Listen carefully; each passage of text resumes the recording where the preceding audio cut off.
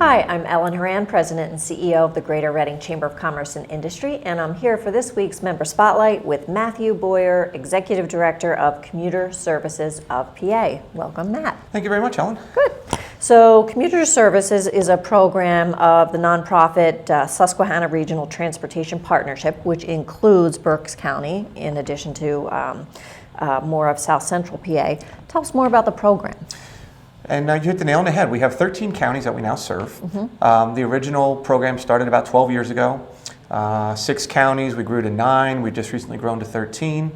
The Susquehanna Regional Transportation Partnership that you spoke about consists of all the chambers of commerce from that region, the transit agencies such as BARTA here in Berks, and the metropolitan planning organizations such as Berks County Planning here in the area.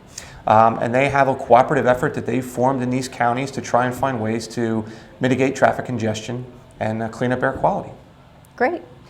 Now, I know you have a lot of programs that are geared towards employers in helping their employees or helping an employer develop a commuter program.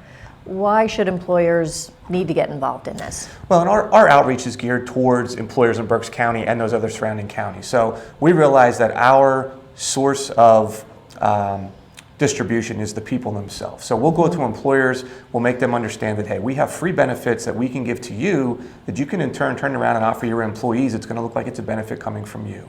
We'll talk to them about educational things such as, rather than driving alone to work every day, have you considered about carpooling? Have you considered about carpooling with folks from your area around town? If you're coming from long distances, which a number of employers have, daily commuters traveling more than 60 or 80 miles a trip, we'll talk to them about van pooling. Obviously, those here and around the city of Reading, we'll talk to them about the transit opportunities. If you're in closer proximity to your workplace, we'll talk to them about walking or biking. And for those businesses that are promoting it, we also have teleworking, which is a viable resource for those that can do their job from home without having to actually come into the office. Okay. So in a way, this is like an added benefit employers can be offering to their employees at no cost. Very much so. And that's the key, is that the employer doesn't have any cost. We're a turnkey operation. We come in, the employer gives us a half an hour in their lunchroom. We explain the entire program to the employees, educate them about how to work with it, how to save money, which is really our big hook is, we're providing something free, but to the employee who in a $10 or a $12 an hour manufacturing job, when they see that if they travel with someone else and they can cut their gas costs, their car maintenance costs, their parking costs, they now have $200, $300, $400 left over at the end of the month that they didn't have before, all because they were willing to make that small adjustment to their schedule and try an alternative mode of transportation. Now, what's the tax credit all about that I saw a little bit on your website? I'm not really too familiar with that. Very good. The federal government recently passed federal transportation legislation, which included a mass transit benefit. So in that case, someone who's using a mass transit commuting mode, be it train, be it bus, if employers buy transit passes, up to $255 a month can be used tax-free towards those parking and or transportation expenses.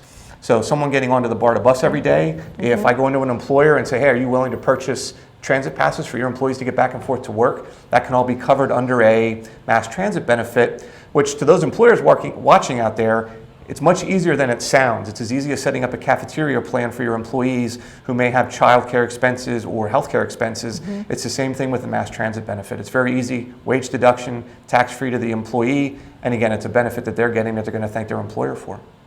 Now, one of the things I think people might be worried about is, okay, what if I get engaged in this commuter type arrangement and an emergency occurs or the daycare calls? You handle that as well? Absolutely.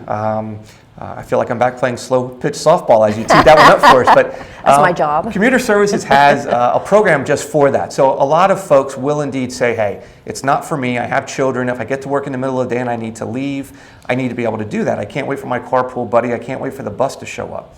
So our program administers something called an emergency ride home program.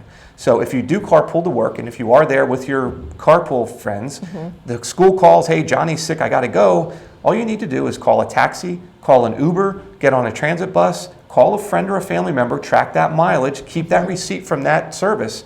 We'll reimburse that person up to 6 times a year, up to $100 per trip for that ride. So Wow. it's kind of an insurance program for commuters. Right. You don't have to fear, well, what do I do, what if? Right. We'll have you covered, and financially we'll take care of you if indeed Yeah. that emergency arises. That's a great advantage.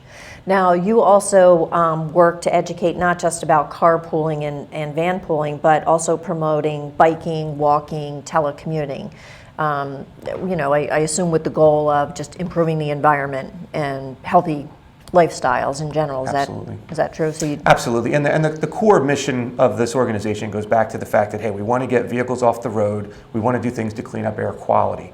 Our funding comes from the federal government, and it's part of a program called Congestion Mitigation and Air Quality. So everything we do has to be able to show that it's going back to taking people off the roads. Okay. We have 4 marketing programs throughout the course of the year that are really our highlight programs.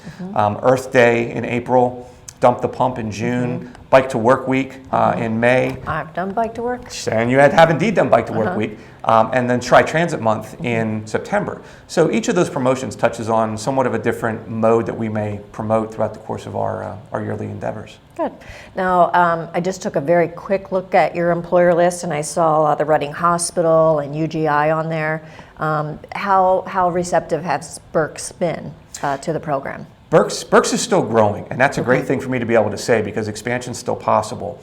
I talked about our formation 12 years ago. We had 6 counties. Berks came on, I think they were the 8th county to come on. So there's still some growth ability here, but you mentioned some partners that we absolutely love to deal with. The Reading Health System has been great. They've been working with us with the Bike to Work Week promotions. We were just able to secure a really neat program benefit for PetSmart as well as Fleetwood Fixtures. Again, Okay. both Berks County companies, but they were recently awarded the Best Workplaces for Commuters Award. It's an old Environmental Protection Agency award that's now been taken over by the Center for Urban Transit Research in Florida. Basically, those employers met a very, very stringent criteria to be recognized as best places across the nation for commuters. So they're providing locker rooms, they're providing place to park a bike, they might be providing the mass transit benefit, things of that nature. But the footprint of our Berks County employers has grown and continues to grow. And I would challenge any chamber member looking at us now, if you're not part of our program, you should be. There's no loss to it, there's no cost to you, and your employees are absolutely going to love the options that they may have after they talk to us. Great. As a nonprofit working in this area, what are some of the resources that you have found helpful to your growth and expansion? Absolutely. Well, our board of directors, like I said earlier, continues to utilize the local planning agencies, the chambers, and the transits. The resource that we found to be the best really are our chamber contacts and our chamber friends that we've formed through going out to the employers and hearing about what their needs are, being able to meet those needs. So honestly, the best thing for us is to find new potential talent that we can put into our rideshare database, which is our carpool matching system that matches people for common paths. We need the employees, we need the employers, and the chamber really fills that role. It's much easier to be able to go into a chamber member and say, hey, I also am a member of the chamber. I recognize the benefits that they provide for networking abilities.